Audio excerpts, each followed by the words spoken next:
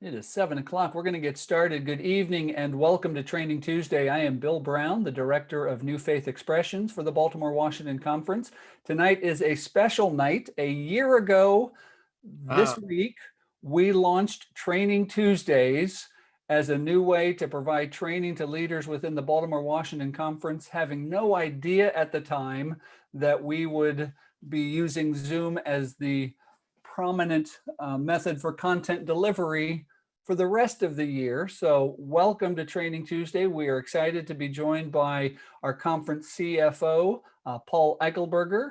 And as we cake, Bill? Pardon me? Did you bring a cake for the occasion?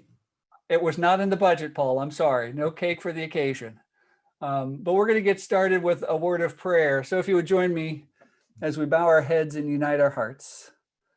Almighty and holy God, we give you thanks for gathering us together tonight. And although we are virtual, we are still united by your Spirit. We are gathered together through your love. And so I just pray for your Spirit to be on those who are participating with us tonight and upon our presenter, Paul Eichelberger. We give you thanks for his giftedness and for his guidance throughout this year and through the challenges that the pandemic has brought us financially within our local churches and our annual conference. We thank you for his insight that he has provided. So as we meet tonight, oh God, we pray for insight, wisdom, and understanding. And we ask that all things bring you glory in the name of Jesus. Amen.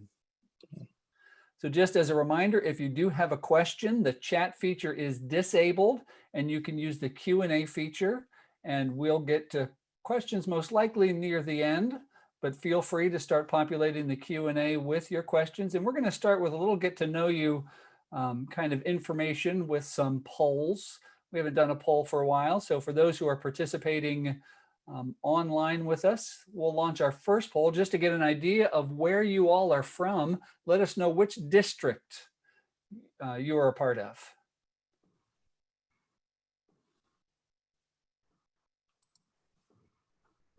And while that information is coming in, it's exciting to know we have 107 participants in tonight's call, and that number is actually going up to 108. So it is wonderful that you could join us on this historic Training Tuesday. As I've been joking with Paul this evening, this is season 2, episode 1. So episode 1 of season 2. So we're gonna, looks like we've got a few more people taking the poll. We're going to end this first poll and let's see where we are from. It looks like we're well represented from every district.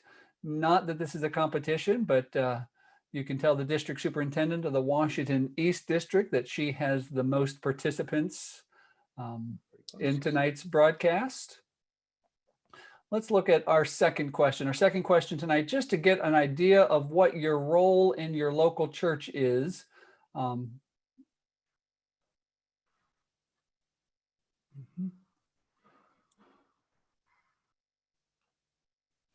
To give us an idea of who's participating tonight.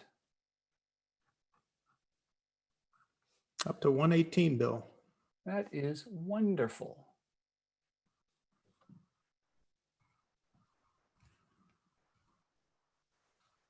All right, 85% of you have voted or given us your answer. Let's see if we can get to 100. We're at 99. One more person, answer the poll. Okay, thank you. Let's end this poll. And it looks like Finance Committee is most represented, but it's good to see some of my colleagues, our pastors who are out there tonight. Now some nitty-gritty questions. First one is, as you approach next year, as you approach 2021, how do you expect your 2021 revenue will compare to 2020's revenue? So you have 3 options for that. What's your projected revenue for 2021 as compared to this year of 2020?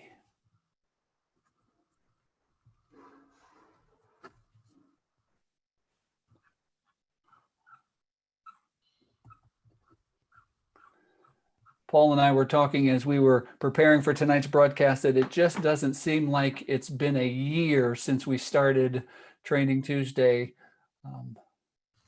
2020 has been the longest 5 years of my life. I don't know about anybody else. It's long enough for me to get a new microphone this year, Bill. So exciting. It is. The little things we look forward to in the midst of a pandemic. All right, let's see how we're doing on this poll. And so it looks like that most of you expect the revenue will be the same in 2021 as it is in 2020. 37% of you think it will be less than, and a few of you are believing it will be more than. Very good. Excellent. That's helpful. All right, and our last question is your projected expense. How do you anticipate that do you anticipate that you'll need to reduce expenses in 2021? You've got 4 answers for that question.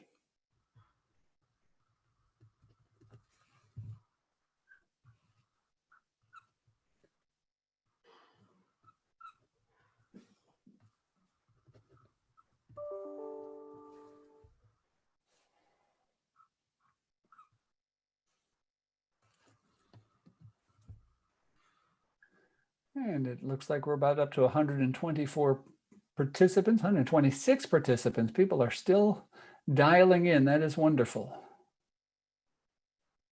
want to give a few more moments as we're answering this question. Do you anticipate that you'll need to reduce expenses in 2021?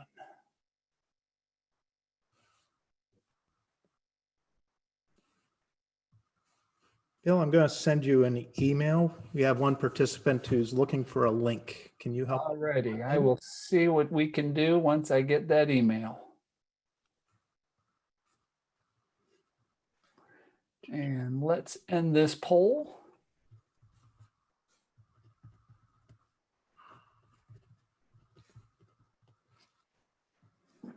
And it looks like very close. 40% believe you'll need to reduce expenses by less than 10%. 34% of you don't think you'll need to reduce your expenses at all. 27% believe you'll need to reduce your expenses by more than 10%, and nobody believes they're going to be able to increase their expenses in 2021. Good news, Paul. I received the same email, and we've already taken care of it. Hey, that's terrific. That's terrific. All righty. So we're going to stop the sharing of those polls, Paul, and I'm going to turn it over to you. And if you do have questions, please use the Q&A feature. So Paul, the evening is yours. Okay, thank you, Bill. Let me go ahead and get us all set up. I appreciate everybody participating in the polls. Helps us to, well, I think first of all, it helps you to understand where other people, other churches are thinking they are in their tasks and putting budgets together this year. And I think it can give you confidence in kind of reassuring what your thoughts are. I would also anticipate that for churches that think that they might actually do better in revenue next year, that a lot of the things that you take from today might allow you to track it closely enough so that if you do get the opportunity to do more ministry in the community, you'll have that opportunity. For those who are on the anticipating lower revenues and having to cut expenses, the things that we're going to talk about tonight are really meant to allow you to see closely what the changes are that you're going to have to react to, and allowing yourself to do some scenario planning so that you can put plans in place ahead of having to react. That will take a lot of the pressure off of your finance committees, knowing what the plan is should something occur. And those what if scenarios are very important for allowing people to go through periods of uncertainty with a certain level of confidence that we have a game plan. The game plan will be identified based on actual numbers that come in. And I'd like to get it to the point where you're thinking that the numbers that come in are once a month reviews of your revenue and your expenses that allow you to see if you're on your plan or whether you need to alter your plans. So that's fundamentally the basics that we're going to talk about today. I want to put a slide in front of you just to make sure that everybody's in the right place. Church finances during the pandemic, tools for a challenging time.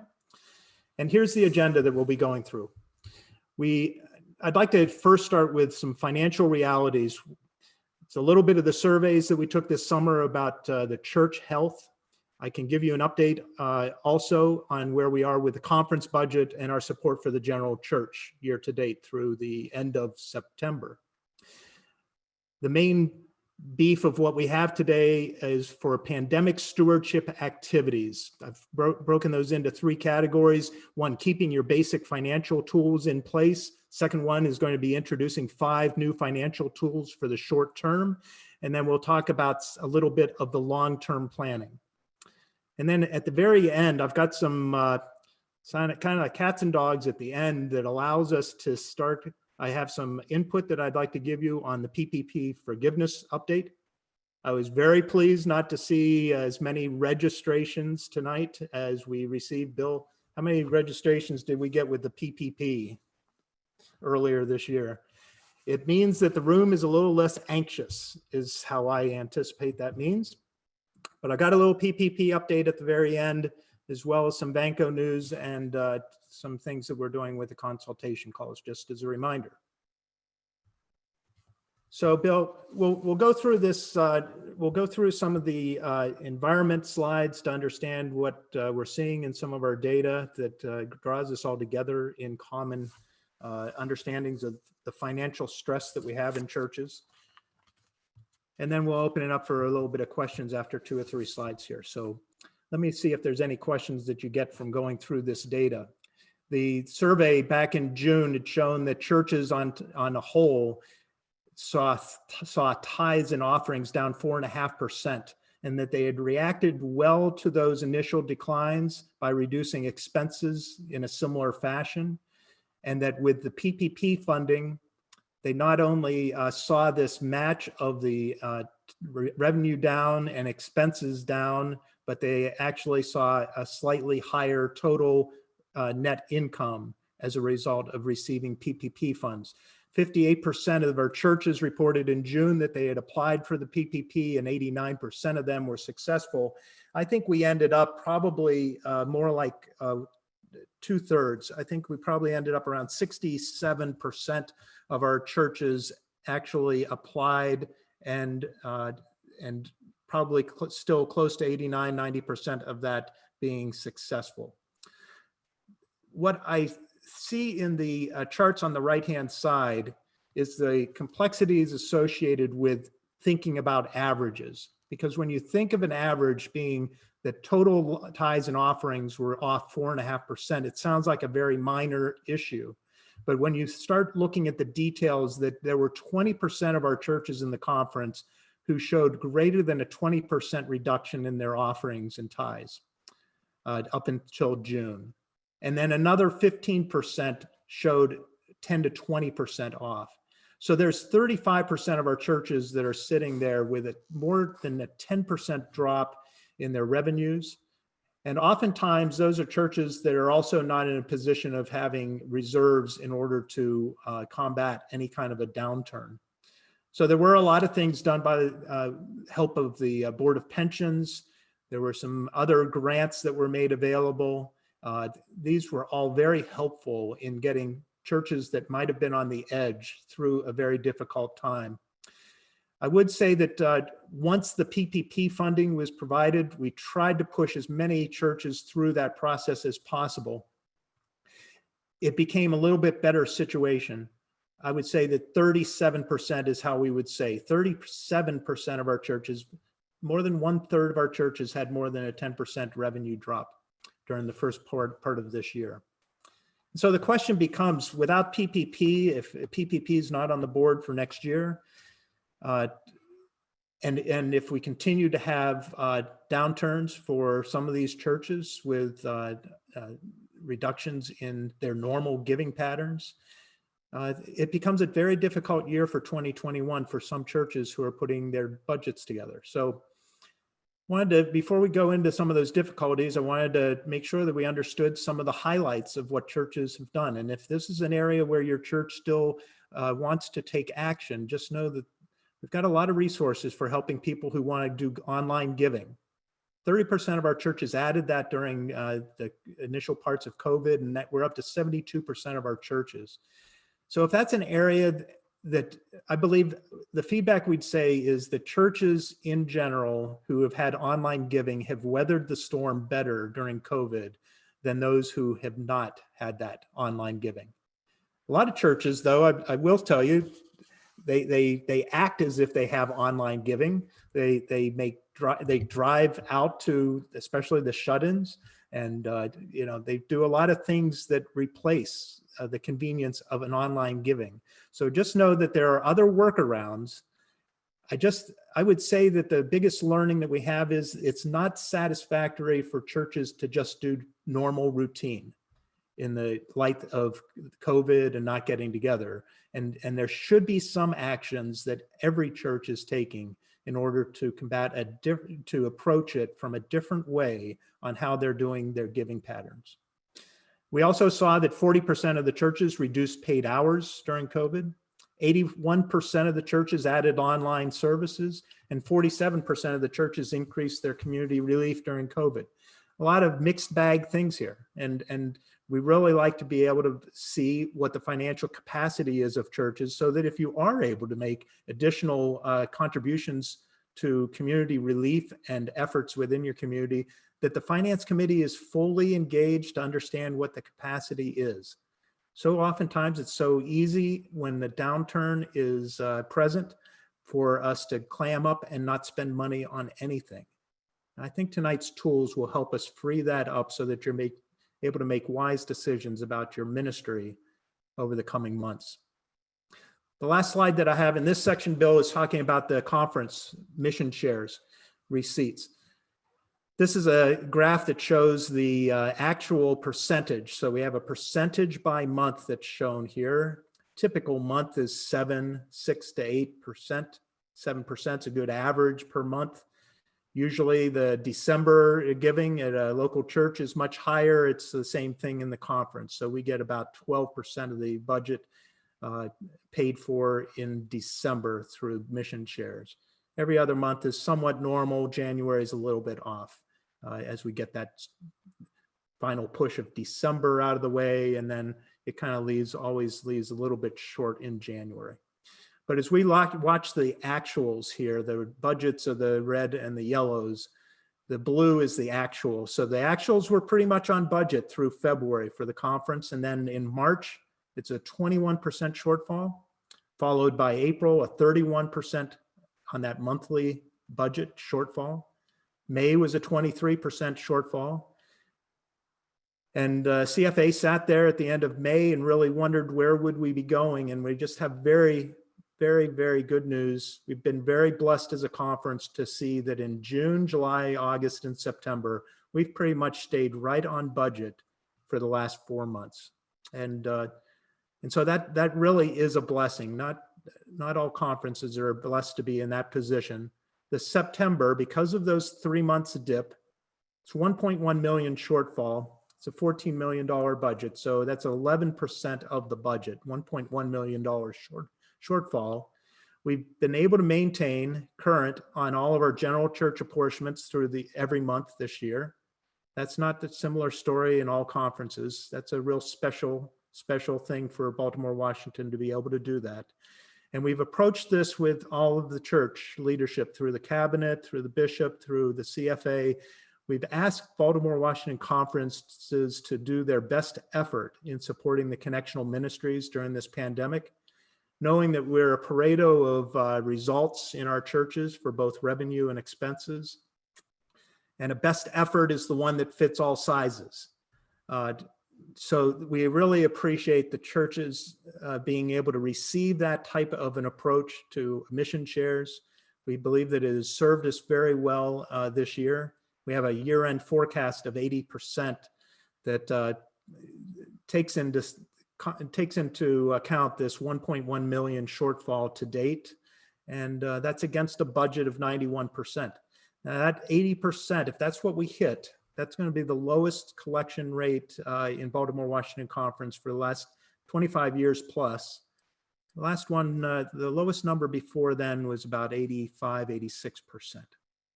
So it is a significantly different year for navigating. And Bill, I'll see if there are any questions before we get to the meat of the conversation tonight. We do have one question. Someone's written in, what is the likelihood of getting any health or pension relief from the conference in 2021? I believe what we're doing is we've done this with the cabinet to allow funds to be made available for the district superintendents to have applied to individual churches as those needs become available. And so I don't see anything across the board for all churches in the conference. Things could certainly change, but the intent right now is to provide the cabinet with enough resources so that they can handle individual church issues as they are raised. Excellent. Thank you, Paul. And thank you for the question, caller. And if you do have a question, please use the Q&A feature. And back to you, Paul. Okay, thank you. Well, what we're going to introduce here is a little bit light compared to some things that we could get into. I want to keep it light because when I first did this presentation, I did it with an FLA group out of the Mid-Atlantic Foundation. And at that time, we were just right in the middle of PPP, and I thought that we were being overwhelmed by webinars that we were all attending on such a lot of different topics. And so we keep the same theme tonight by trying to keep it relatively simple. We're going to be focusing on three main areas. We talked about this at the very beginning, but the first one, primarily what we're talking about are financial tools. These are ways of looking at your budget, ways of looking at your finances that help you characterize what the trends are, what the forecasts are for the future, what your spending plan can afford to be, and sizing all this up so that you've got a pretty good idea ahead of actually seeing the donations come into a church, what things you can adjust as you see the actual donations arrive, and then put those together. So we're going to talk about these three things, and the first one's going to be rather quick. I'm remembering some of the things that we've talked about in some of our financial training in the past. I really have stressed these in other parts, and believe it or not, Bill, I think we probably did this in November last year. That I like being able to stress for churches to graph your income and expenses on monthly data. This is pretty important when you start thinking about the trends that you've got, which are off of prior years. You want to know very quickly, and if you do this each month from here till next 6 to 8 months, you'll be able to recognize more quickly when you believe that you've returned back to normal, if that's what you're looking for. You might be able to see that you're doing better than last year and know that you've got a bountiful amount of donations that can be applied to ministry. So graphing it against last year's data trend allows you to understand where you are on returning back to normal or being less than normal. The second one is to continue forecasting your year-end performance. This is always critical for understanding that you understand how much your income forecast would be for year end based on prior year experience. And that allows you to understand if your spending plan is in line with what that year end forecast is. The longer you wait to make decisions when you're in a downturn situation, the harder it is to turn it all around. So knowing the forecast allows you to make earlier decisions. And then I do have a slide here on rings of defense. So I'll wait for that to be able to talk about the details there. But these trends of knowing your graphs and knowing the forecast allow you to show the depths of the decline. It allows you to show when things are starting to improve. The data trend will be used to set new goals. And the year-end forecasts are used to adjust the spending plan. We kind of talked through each one of those already. So let's go through. This is as simple as What I like about graphing is doing it each month. Graphing the last 3 or 4 years on the same plot allows you to see, in this case, the red was the 2020, and it allowed you to see in this church's experience, this is real data which was developed in April and March at the onset of COVID, that it wasn't that they had lost track in March and April. They had lost track against prior year, 2019, which was the orange. But it was also comforting to know that they had already been here in 2017, is the prior year's data. And that they had a spending plan in 2017 that accommodated their income at the time. So for this church, they might have been showing a 5 or 10% drop in total income compared to the prior year, but it's very comforting to know that it was in the family of their charts. That graphing comes in handy for that purpose. It also allows you to see eventually if that church is able to stabilize and come back into past trends. The thoughts about the rings of defense are shown on this slide, and it simply talks about when you're in a downturn situation where your income is not as you projected in your budget. It's nice to have those elements of your budget, and I call it the outer ring in this rings of defense. Those are the first things that can be cut, and they can be cut quickly in a budget. And a good budget has these elements in it. So getting ready to experience hard times. If your budget does not have this outer ring, then it certainly causes more havoc, and you end up dipping into reserves much more quickly when downturns occur. So the conscious effort now is, as we come out of a bad spell and we get back into a good budget, that as you're starting to put things, as you cut expenses in a downturn and you start putting things back into a budget, I'd like you to be able to focus that you're putting some of those things back in the budget that create an outer ring of protection. Those types of things are, if you have debt payments, making a 13th payment on a building mortgage. Many churches have a lot of complexity in their building systems, but have no reserves associated with replacing any of those building systems down the road. Roof repair, HVAC repairs, repaving the parking lot. Those types of things can be reserved and put aside small amounts each year so that when they are called upon for those major capital purchases and repairs, that they're already available. So if you don't have a history of having that, when you come back out of a pandemic, it would be good to be having that as a high priority and putting that into a future budget. Travel and supply reductions are typical in being able to cut those back immediately. And a lot of people, the conference budget has been helped tremendously by reduced travel this last year. I've always stressed, I picked this up more from my manufacturing career, but when a manufacturing plant ends up with short on new orders, it's oftentimes in many places flexible for your workforce to be able to go out and do different types of jobs. So in manufacturing, jobs might actually go out and take care of the lawn that was normally done by a vendor, or snow removal and those types of things. So it's that type of spirit that I bring to a church environment that says, you know, if you're currently paying for cleaning in your church, you might, in a hard time, just know at what level do you turn that off and start turning on volunteers for a temporary period of time until their finances recover. This helps you reduce the amount that you might need to pull out of reserves during a tough time. The middle ring is more critical, that when a church gets to the middle ring and starts making cuts in non-essential staff, non-essential repairs, they can also restructure their debt.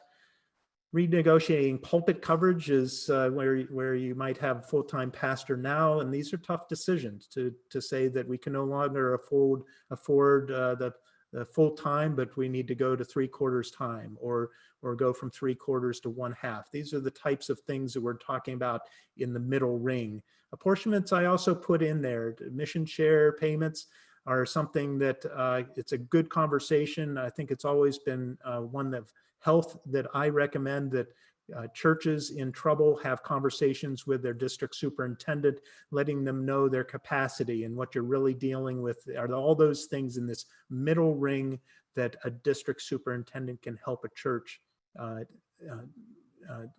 navigate through those types of decisions. Inner ring, I find much more particular in that these are liabilities that the church needs to be able to pay. The essential staff, the benefits, the payroll taxes, and critical building operations, making sure that you're not causing more damage to the building by allowing water to seep in, or not keeping some areas heated, those types of things. So those are the types of things that I bring to the circles of defense. Bill, that kind of completes my topic on basic financial tools. Are there any questions at this point? You must have covered it so well. No one has any questions. I can say from my time on conference trustees, I've always appreciated your approach to our conference's budget, particularly having that outer ring of defense, which now we see how critical it was to have. So we do have a question that did come in. If a church's mission shares or apportionments went up in 2021, can a church negotiate a change? So this is that middle circle. It's the path forward for any mission share considerations are through the district superintendent. It is showing the district superintendent what the total financial picture is. No doubt the finance staff has been pulled into those conversations after the district superintendent is identifies it as a cause that we want to do some more analysis on. And it is always a possibility. I like having these as very formal agreements with the district office that allows, if you're not going to be able to do 100% mission share giving that year, that these become formal agreements with the district office that allows you to have goals that if this is your off year, when do you get back to 100%? And those are the formal things that we would call step agreements. Just so you know the relative size of a step agreement, currently I would say that we have 6 or 7 step agreements for 600 churches. So it's not something that fits all sizes, but the district superintendent is the one that we work through on those types of things. And we do have one question, but I think I can answer this. So someone's asking if the ring of defense slide will be available. All of the slides will be available later this week. When we publish the broadcast to the conference website, we like to include a copy of the presenter's slides, so they will be available. Another person has asked if you can give an example of a non-essential repair. Well, so a parking lot that's still, you can get life out of a parking lot, but you're not going to spend the money because it's a downturn in the donations. So those are some of those types of things. I'm sure that there are others like carpet repairs and things like that that you just put off, close up a lot of those expenses if they're not mandatory. Someone else, going back to the apportionment, wonders why someone's apportionments would increase if it's during a pandemic. Can you remind us how our apportionment formula works? It's a good point. So it is formula driven. It's based on the statistical data that's received from a church. So so for 2021 is probably what people are looking at to say, why is my 2021 apportionment gone up? So 2021 is looking at your data from 2019. 2019 statistics may have shown increases in the 3 big areas in the statistical data that make up your mission share apportionment. First one is your clergy compensation package. Doesn't include any of your benefits, doesn't include pension, doesn't include health. but it does include the salary and the housing allowance. The second big one is a program for other church staff. So church staff, it's usually about 1/3 each one of these. 1/3 for clergy, 1/3 for other staff, and the other one is operation of the building. That's usually about 1/3 of the total expenses of a church. And it's very possible for the operating costs to have gone up. Now, if a church made an error in the report, can it be changed? So just so that you know the process that we go through, we do send out validation of statistical data every February after it's collected. And that is really the key opportunity for a church to verify their data with the conference. And that's the big time that we're doing that, because we want to catch any errors. But sometimes it does materialize that it's not till we actually get to the budget and we understand that that's when a lot of scrutiny will go into those numbers. District office is your point of contact if you are in that type of a situation. You'd like to have one more look at the statistical data you provided. And I don't know how far in the future you want to look, but we have somebody wondering if, based on your formula and based on their spending in 2020, can they assume that 2022's apportionments will be lower? This is a good exercise for understanding. So believe it or not, the conference has a long history here. So sometimes it's a snowstorm that causes a big spike in expenses, and that hurts churches 2 years down the road for mission shares. So that's been a conversation.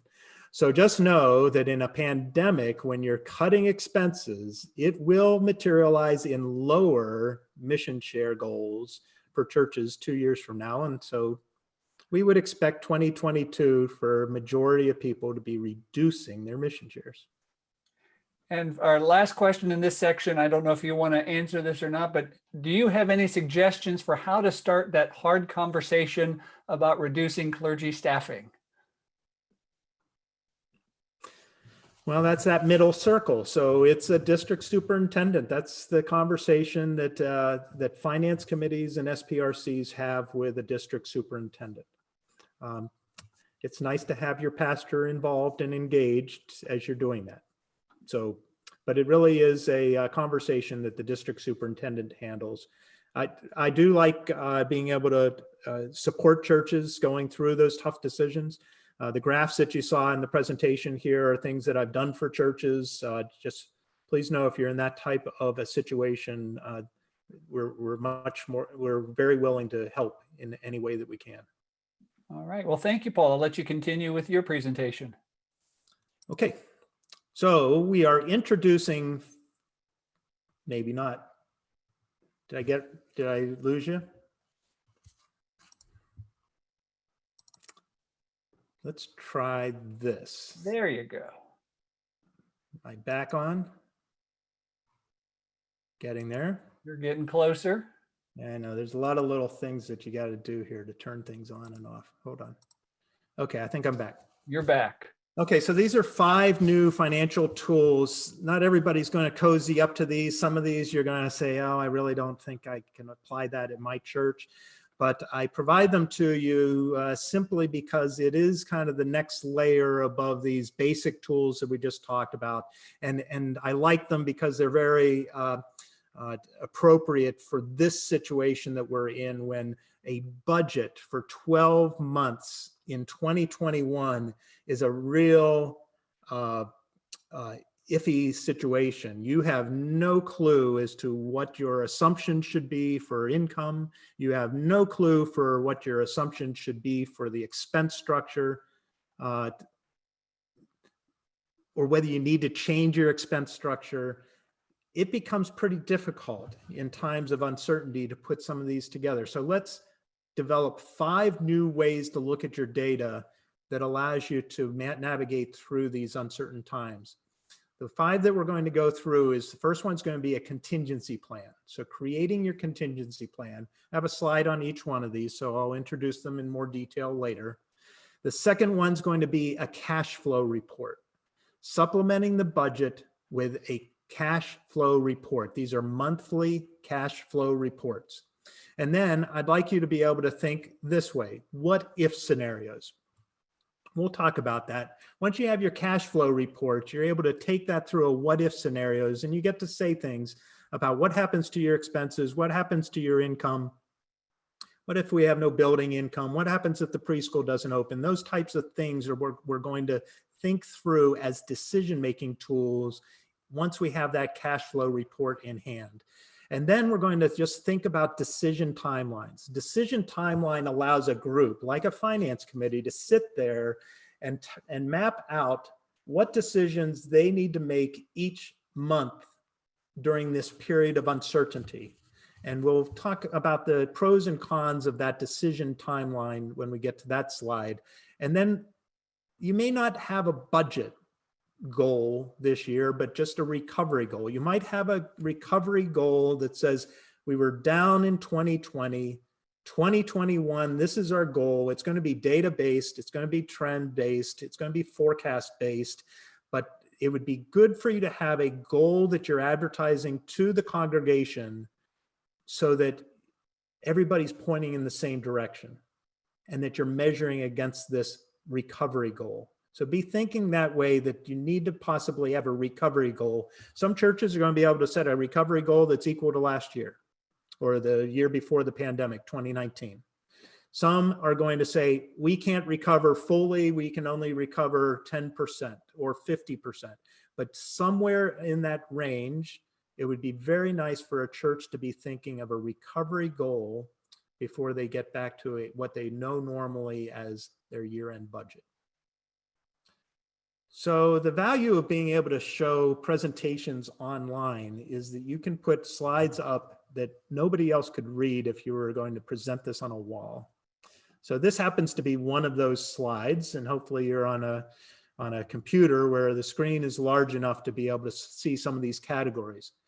For those who are familiar with the proceedings at annual conference, you will know that the Baltimore-Washington Conference, CFA, has introduced a contingency plan to the annual conference since, I guess my note here is since the 2018 annual conference.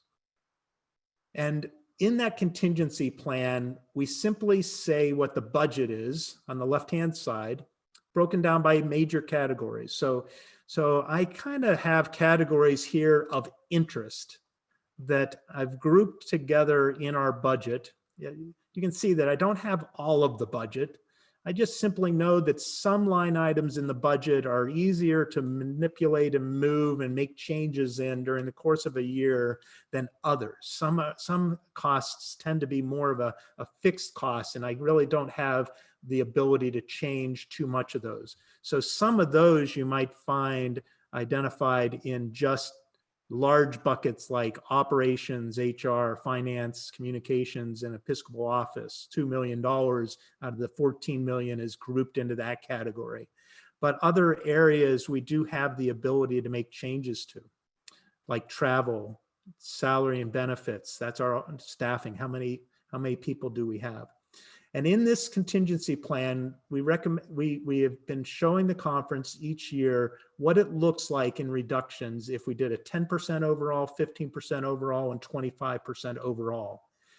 And we allow the CFA to understand that if we're in a 10% reduced expense, apportionments are off by 10%. We need to recover 10%. That plan looks like this, where we can pull back. This is kind of what Bill was talking about. We went to our outer layer.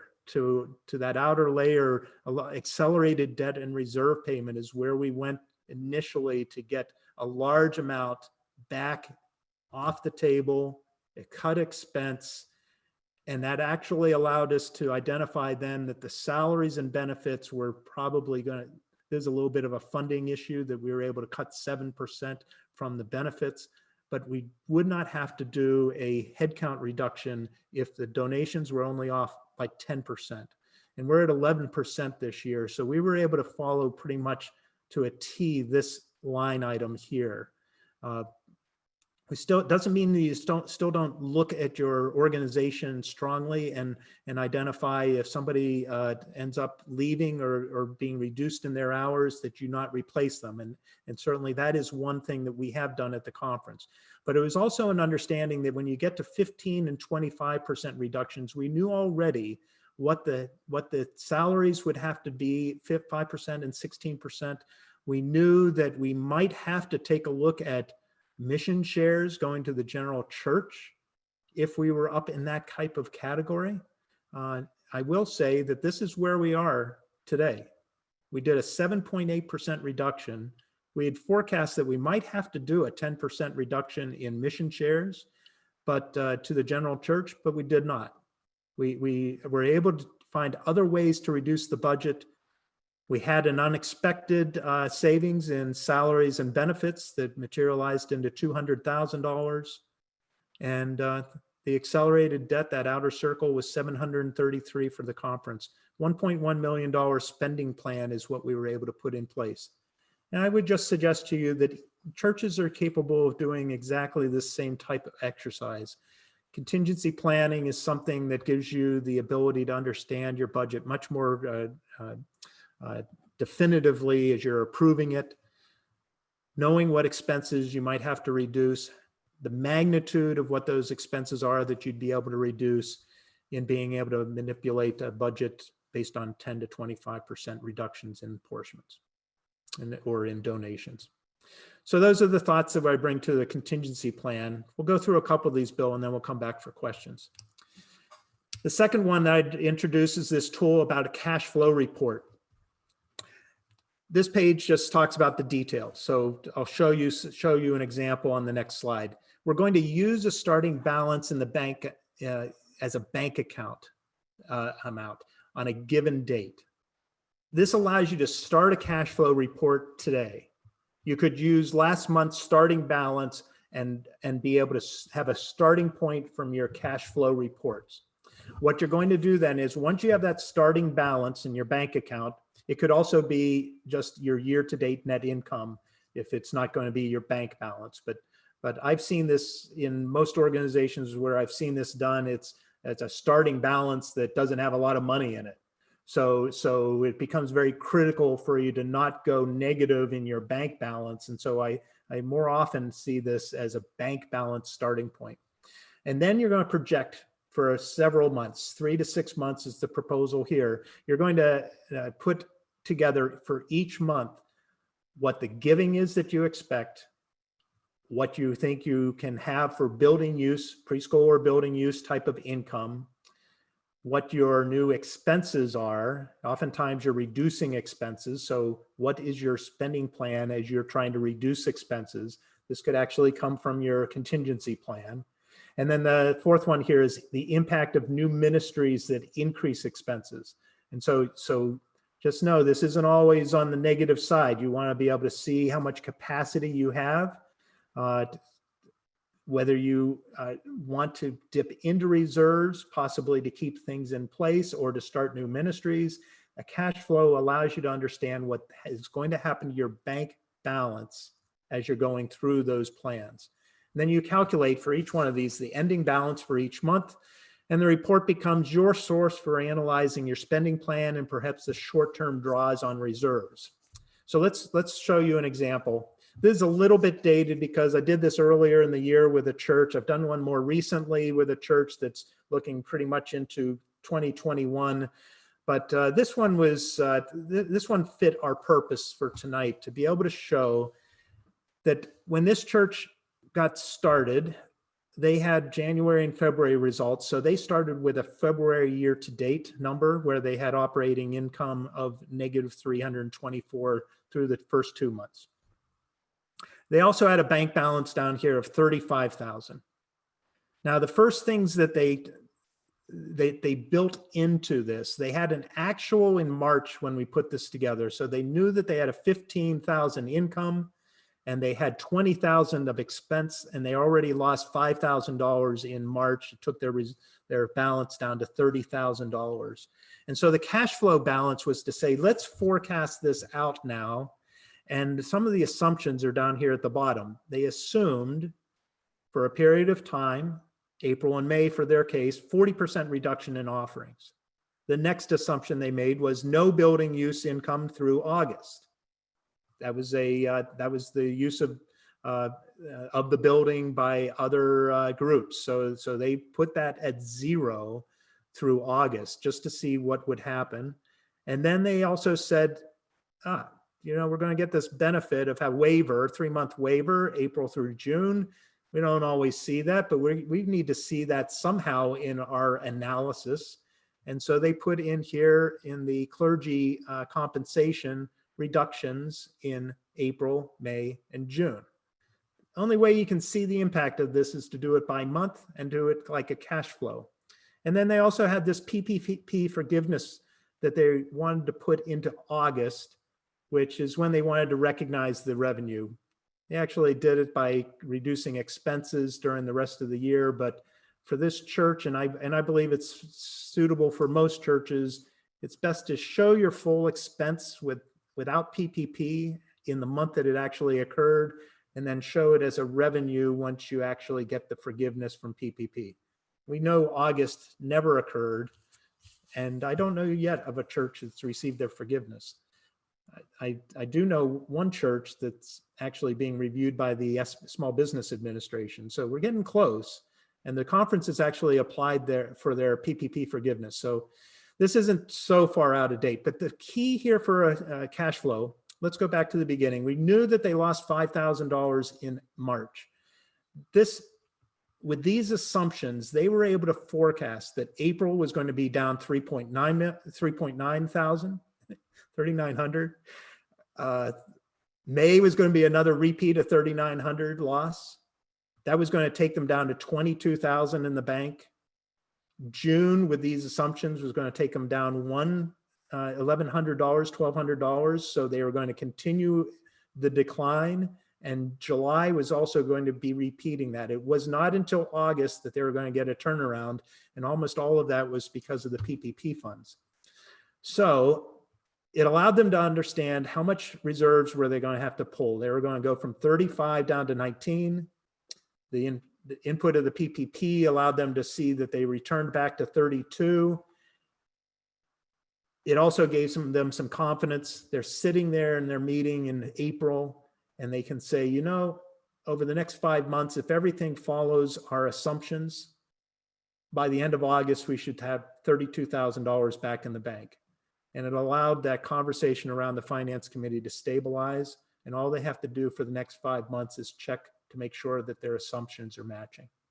Bill, that's probably a good point for us to ask if there are any questions. If I can get to my view. Yep, of course there's questions, Paul. First, we'll start with an announcement.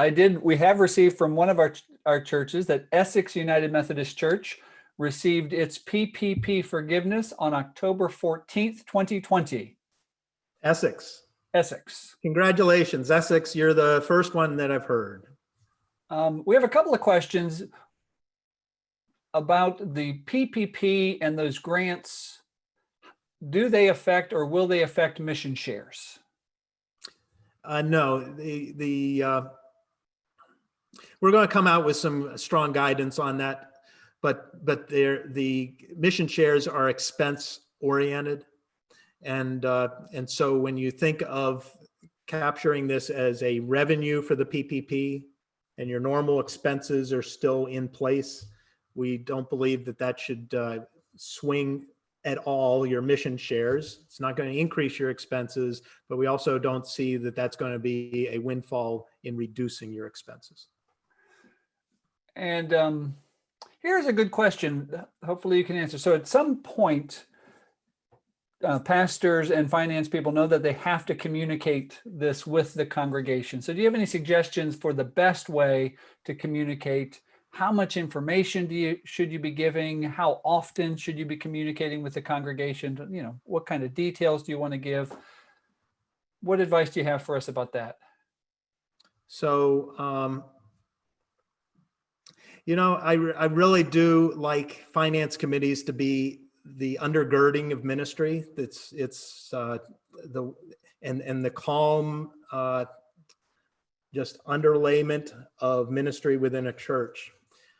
And my concern is when you bring these tools to the general public for a conversation, you bring nothing but anxiety to many people who will hear this. So the one reason why we ask the question of who's on the call is because I really do think this is a subset of church leadership that we have tonight who will be able to use these tools to their improvement of the way that they think and approach these issues.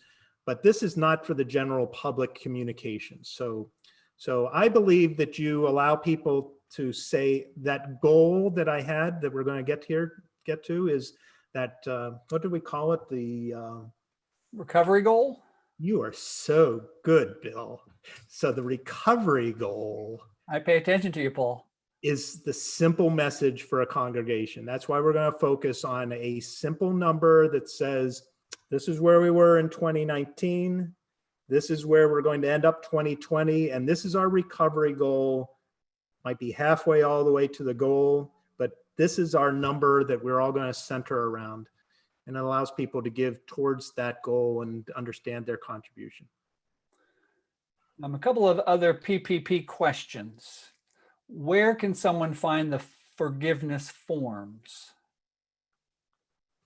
The Small Business Administration is where I would point people for the actual source documents. If you were to search for PPP forgiveness forms, make sure you're going to a Small Business Administration website, and that's where you'll find the actual instructions and form. And how is the forgiveness communicated to a local church? We're actually in that process with the conference. So I've had one round with our bank, which is Truist, BB&T.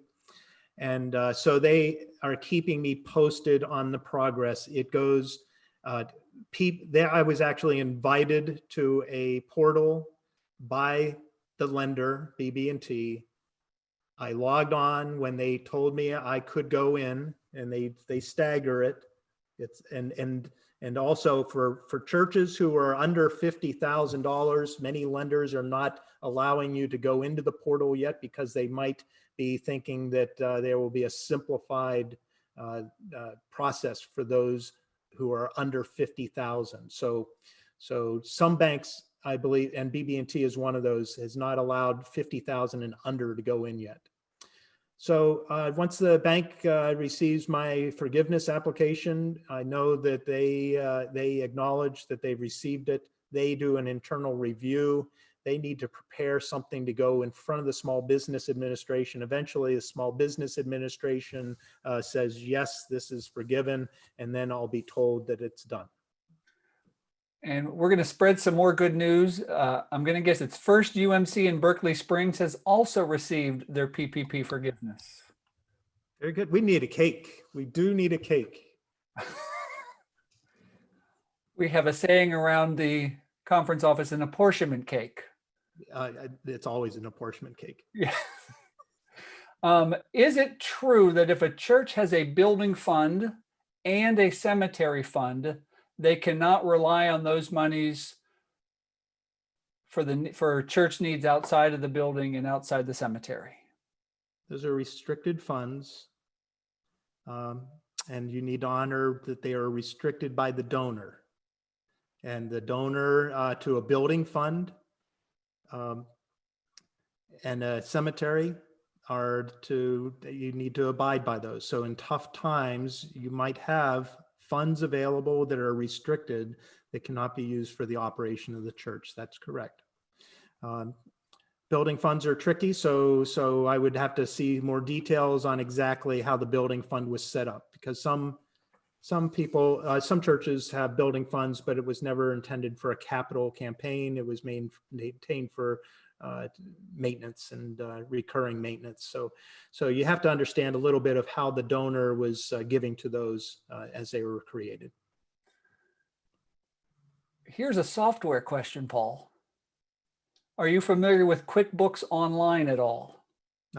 Yes, I am.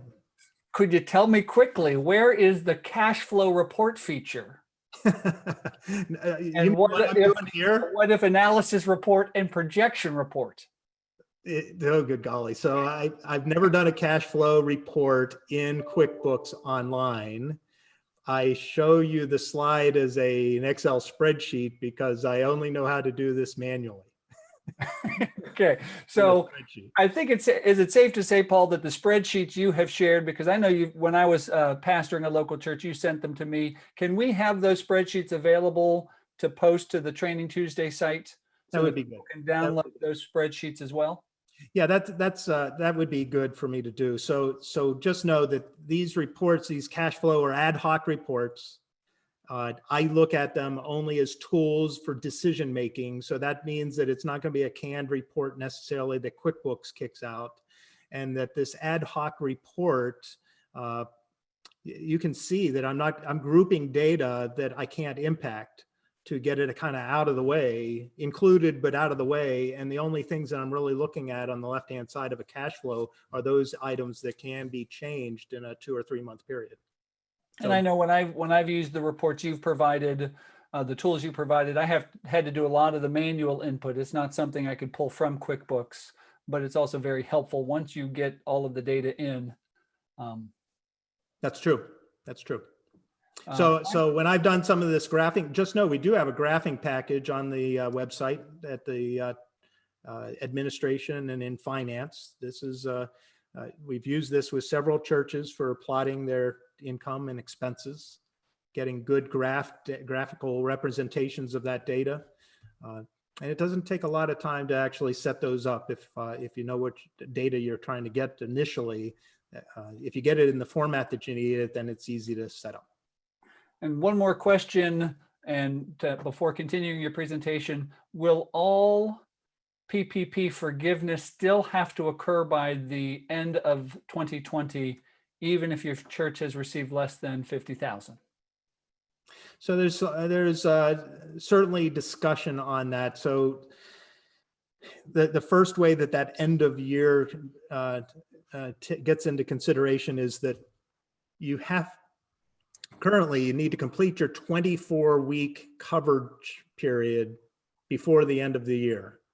And we believe that's going to be the first one that gets extended. So there's a certain time frame in which churches that receive their PPP funding after a certain date may not be able to get their 24 weeks in before the end of the year. And I anticipate the Small Business Administration might do an extension to allow them their full 24 weeks. And then also, because the forgiveness and the application for forgiveness is still not actively done by all churches or by everybody, there most likely will be an extension. Okay. I'm just not sure whether that's waiting for Congress to do any kind of new relief packages or whether the Small Business Administration will do that on their own.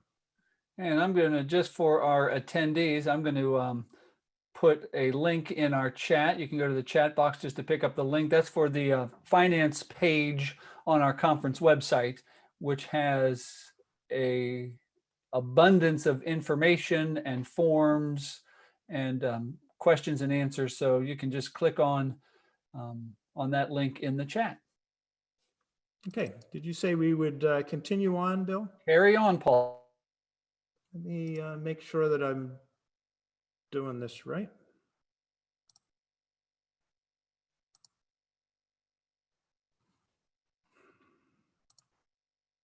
Got this feature on here now that wants to always type out what I'm saying. And let's see, Bill, what's showing on the screen? You're at perform what if scenarios. Okay, good. So that's where I wanted to start up, and just a little bit left of the major content, and then it's the cats and dogs at the end. So we're going to use this cash flow, and this was the slide right before. So we are using this cash flow. We had some basic assumptions down here at the bottom that were used to set this up initially. This church took value in knowing that the hole that they're digging was only going to go 19,000, down 16 from where they were previously. And but now this can be used as a tool to introduce different assumptions into the cash flow model. So what happens if for us, once you have that established, a lot of churches are going to start talking about, what happens if their preschool doesn't start up and goes full bore until next fall? What happens if they remain at 25% capacity until September 2021? What happens if the giving remains 10% under budget until April of 2021? We've had some good news recently about the vaccination. So maybe that's not April, but maybe it's June or something like that. And what if we maintain our current payroll until June 2021?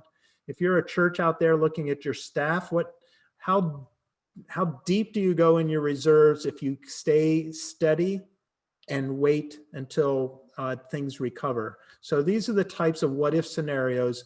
Do your best effort to understand what your current conditions are in this cash flow model, and then do the what ifs to understand what the risks are. Excuse me, this slide. What the risks are if some things don't materialize that you've assumed. And this scenario provides the method for analyzing your spending plan.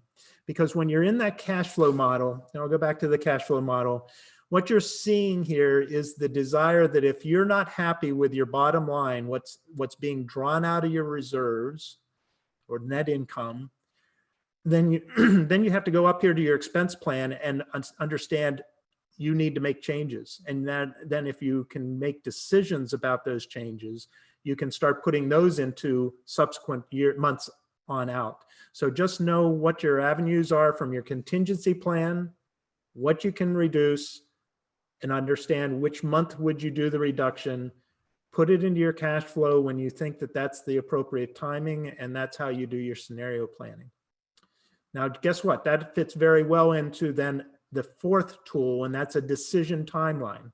So once you have your main buckets that you think are going to be available for you to react to this, you're going to be able to put those on a timeline. So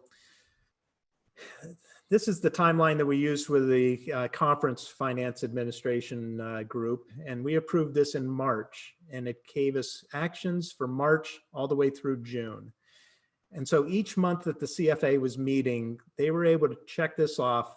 When we first introduced it in March, we were able to come to the table and say, these are all the preliminary actions that we did. And you're familiar with many of these, with the benefit waivers, the relief grants. You saw the $1.1 million reduction contingency plan that we had in place. All those were put in there. But the things that were out in the future for us were things like in April, we wanted to understand whether first of all, could we qualify for the PPP?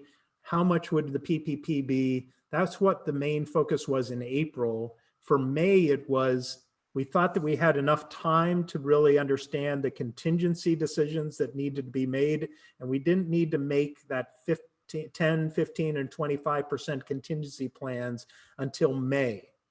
That's pretty critical in March to know that you have harder decisions to tackle, but you're not going to have to do them until May.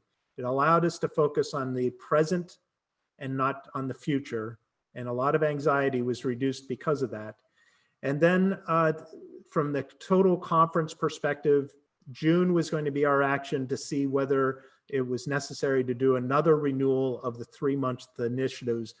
That came up a little bit in our conversation tonight. The benefits waiver, small church grants, trustee loan deferrals, those committees, the Board of Pensions and the trustees have gone through that exercise back in June. That's why I come to you tonight and say, now we're pretty sure that we're seeing data that says we're not going to redo the 3-month initiatives. I'm not doing that on my own accord. That's the conversation with the committees. And that they've gone more towards this relief grants funding of the cabinet for ad hoc. So it's in that context that I bring you that type of conversation. And then this is our last slide for that major area, the recovery goal. So we talked about it a little bit already. Establish a recovery goal once the short-term finances are stabilized. So you might not be able to set a recovery goal until you see a little bit of a trend, stabilizing trend that shows an improvement. Recovery.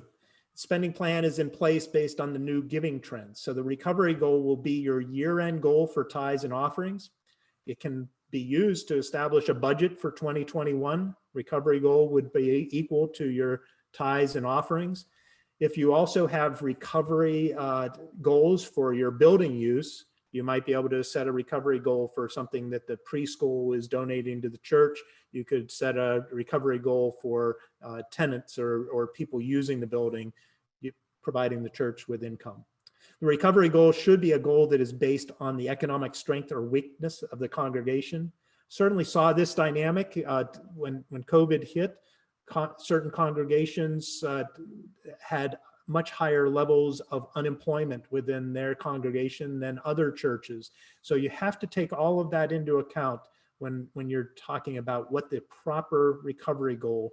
And a recovery goal, it might take, for some congregations, I anticipate that it might take 2 or 3 years before you come back to normal. So it would be all in the same context of what is the economic strength or weakness of the congregation. And the recovery goal should allow some return of the depleted cash reserves. If you had to dig into your reserves, make sure that you're paying yourself back in good times. You pay back for what you had to take out in bad times, and communicate progress towards the recovery goal as a primary objective of the church as it is reopened. So we'll simplify it. That probably is the key communication that the Finance Committee is bringing to the church. Bill, I only have one last section. You want me to just jump to it? Sure. Okay. It's one slide. We're going to prepare for the long term. So all these tools were for the short term. We're going to do the long term, one slide. It simply says we're going to use a structured change-making process. You're really going to create your 2021, 2022 budget from the ground up. I really think you do this after you're done with your cash flows and things like that. So it may not be today's 2021 budget, but maybe mid-year next year, you're able to do a full structured change of a budget that is now based on some things that you've learned during COVID. A change-making process goes back and evaluates. So I give you some points here on how are you going to think these things through? What new ministries will we keep after COVID? What ministries need to improve in light of our COVID-19? What can we afford? What is our new capacity as a congregation? And do we need to make a change in what we have for budgeted expenses to be in alignment with what we can afford? What is your reserve goals? We know that during COVID, churches are getting a full awareness of their reserves, and they will identify whether they have appropriate reserves. And many churches never even thought of setting a goal for how much reserves they would have. I will tell you that the conference has a goal of 15% of their annual budget is sitting in reserves. 15% is not a lot. 15% is essentially 2 months worth of normal income being set aside for the rainy day downturns. 15%. You might find that 15% is a number that your church would find of use as well. Some churches might find that they have significantly more than 15%. So this is an individual conversation by each finance committee, but I do recommend that if you do not have a reserve goal, that you set one coming out of COVID. And the conference didn't always have a reserve goal. So the CFA structurally took this on before I became treasurer. So it's sitting about 10 to 12 years ago that the conference decided they were going to set a goal, and the first goal they set was 10%. And it took a number of years to get to 10%. And just a couple of years ago, we set that, increased it from 10 to 15%. So just know that goal can be changed according to how you see the needs of the operation going forward. And as you put this budget together, this change-making process, what's good, what's bad, what can we afford, keep this in mind so that the balanced budget allows you to see that you've got funding in each one of these rings of defense. Here's the breakdown that I normally use with churches. It applies to small churches and big churches universally. I've been able to use this at any size church. 55 to 60% is pastor and staff costs. Benefits, salary, housing allowance, all of that going in. And so for a small church, it's almost all going to be in the pastor's salary and benefits. In a large church, you might have a couple pastors, larger staff. 55 to 60 still is a good range for starting point. And then the other items have a lot more swing and flow to them because some of them are identified by building costs. Building costs 15 to 29% is a good, strong budget. This counts your debt payments, things like that. Some churches know that they've got too much debt, and so they go up above 29%. When you see that happening, they're stealing from other parts of the program. Either they're paying less in staffing costs or they're going to be robbing from their ministry and outreach. 13 to 20% for ministry and outreach. Administration, 5 to 7 is a good number. And Bill, that completes what we have focused on: pandemic stewardship activities, keeping your basic financial tools in place with graphing, forecast, and rings of defense. These 5 new tools that we talked about: the contingency plan that leads you into a cash flow report that allows you to do your what if scenarios, allows you to then put some things together on a decision timeline and set recovery goals that get communicated to the congregation. And then the long term could be sometime in 2021 or into 2022 that you really do a ground up learning on what the right budget is for your church.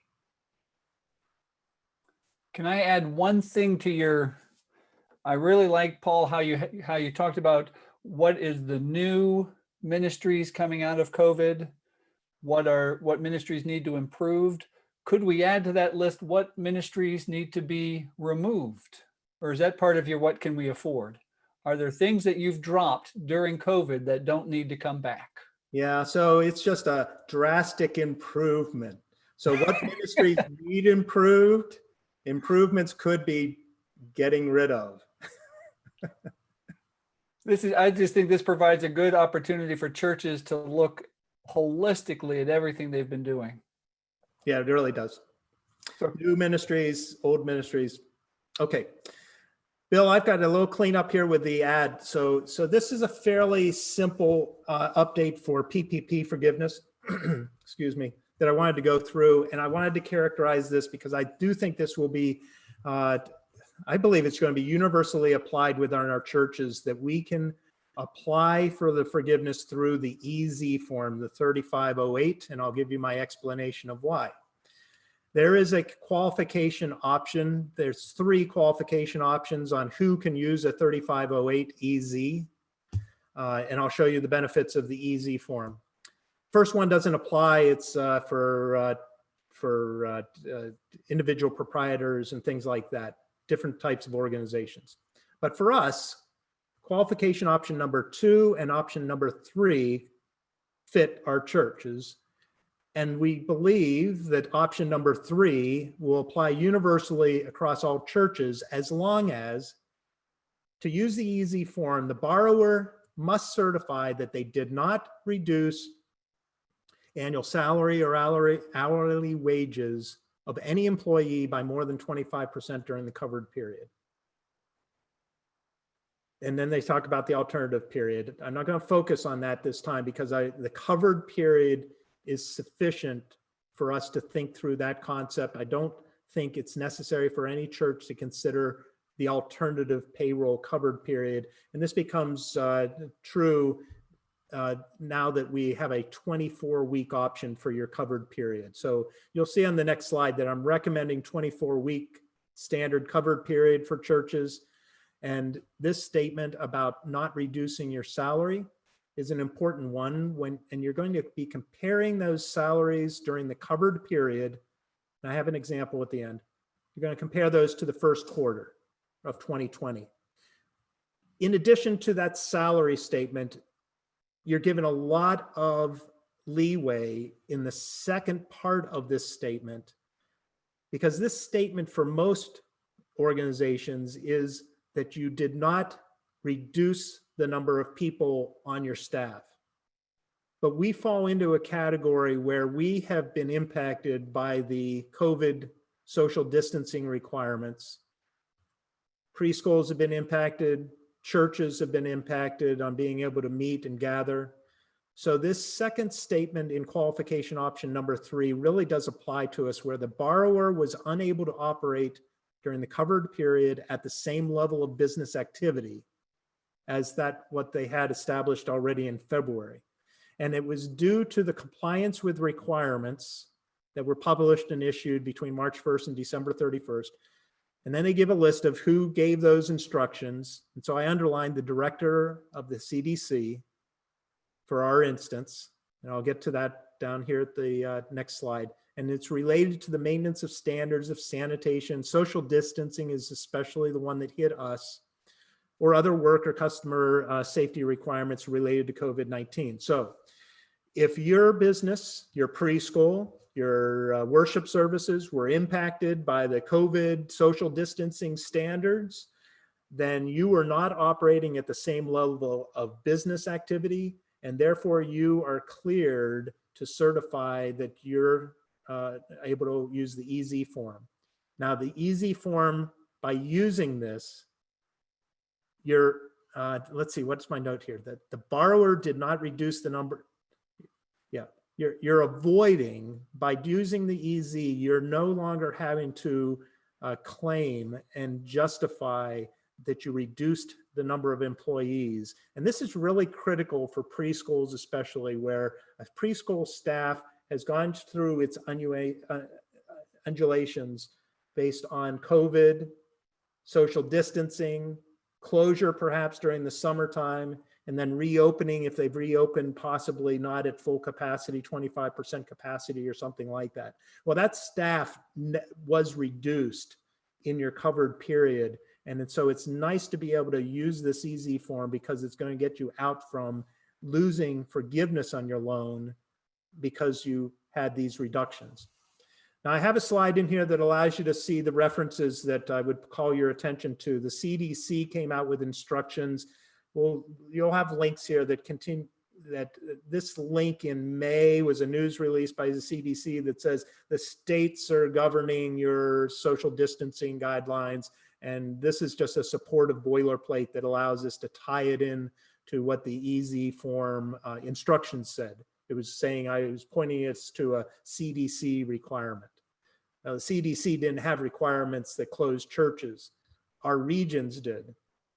And our regions had different elements of social distancing. First one that went out was in West Virginia. This was a social distancing 6-foot requirement, but nonetheless, March 16th, that will satisfy this criteria for your EZ form. Governor Hogan had one on the 23rd, and his starts to talk about the number of people who can congregate in social gatherings. And the similar was taken on by the mayor, Bowser, for DC churches, March 24th. So those all apply. We fall into this very well. And so this simplified this will simplify our forgiveness process. Some additions to that. By using the 24-week covered period, I believe most churches will be able to claim their full amount of PPP funding just from the payroll costs during those 24 weeks. And most churches will not need to include any benefits with that. It will just be the cash salaries and housing allowance. Housing allowances, some banks were not supporting that, so I understand that some churches might have to dip into other aspects of the forgiveness formula using non-payroll. Now, the other parts of this is that it becomes simple for validating your payroll, especially if you have a third-party payroll report. When we did the conference forgiveness application, we used an ADP report. They're our payroll provider. They had customized a report just for the PPP forgiveness process. It did all of the nuances that needed to be done to cut the data and provide it exactly the way the lenders wanted it. And so if you do have a third-party payroll report, that's all you would need to provide. And the bank was very clear with me that says that's the only document that they wanted. The second side of that is the bank guided me through this and says, if you don't have a third-party payroll report, then give us your payment receipts, canceled checks, and your bank statements to provide that justification. And if you have 941 quarterly payroll tax reports, those are the other documents that BB&T was looking for.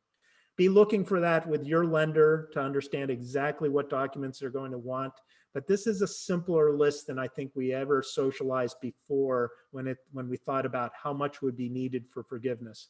And just know you don't have to claim every expense, all those non-payroll ones for mortgage and all the other things, leases and things like that, do not need to be claimed. If you're able to justify all of your forgiveness through just your salary and wage payments, that's all you need to report for your PPP forgiveness.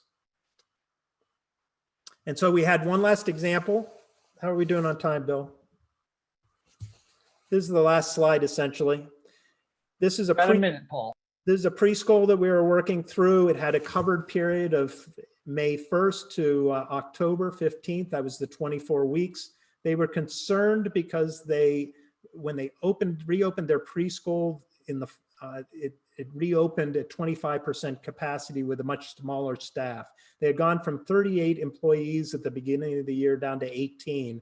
So that's higher. That's a 53% headcount. And they thought that they might lose forgiveness, a percentage of their forgiveness based on that headcount reduction. They were able to justify that each one of the employees that they had, these 18 people, were paid at the same hourly rate that they were at the beginning of the year. So they met that first criteria. By using the easy form, they didn't have to justify this reduction in the headcount. And so it qualified them for 100% forgiveness. Now, it was kind of a nuance for them because with the reduced number of employees, they didn't have as much payroll in those some of those covered period weeks and months. And so they ended up having to go into some of their non-payroll costs in order to completely get up to 100% of the amount that they had been given. And that's what I would bring to everybody. A little bit of news on Vanco. There's a news release that value $500 is what they're giving anybody who signs up with Vanco before the end of November. This was a release that came out the end of last week with GCFA. So they're not giving us much time, but if you're in that position wanting to consider Vanco before the end of October, before the end of November would be good to hit that up. And this is just a slide to allow you to know that we're still doing consultation calls.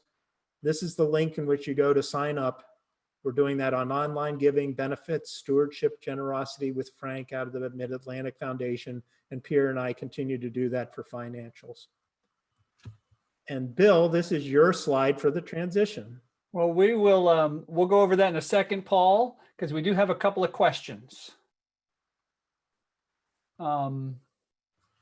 Related to what you were just discussing, Paul, with salary reductions. So there are times when there's been a pastoral transition where the incoming pastor makes less than the outgoing pastor. How is that handled? It's still just the salary is salary. So you are not hurt by the replacement of an employee and what that salary might be if it's not the same continuation, you're not hurt by that. So you've actually changed the job description if you're changing the pay of that pastor, not job description, but your base is different. So don't worry about that. It's the employee by employee comparison that they're going to be looking at. Okay. And I also, just for those, I put another link so you don't have to dig so far for some of those forms and trend forecasting tools. I put another link into the chat for that. So are you saying that churches with under 50,000 in the PPP can use the easy form? No, that's the telling thing, is that they less than 50 might actually be able to use something even simpler than the easy form, where you don't have to provide any documentation. So just know that that's not yet determined by the Small Business Administration. That's what they're waiting for. So that's just something to keep our eyes open for. Yeah. Yeah. Okay, let's look at a couple of is it the housing and salary together to report? Is that correct? Most banks were accepting housing and salary as being part of a payroll cost for the pastor. We have a statement from Westpath Legal and GCFA Legal that if the bank did not accept your housing allowance, we have a statement that you can give them to justify that it should be included. And someone needs a clarification. They were under the impression that if you were approved for a PPP before a certain date, you could not use the 24-week period?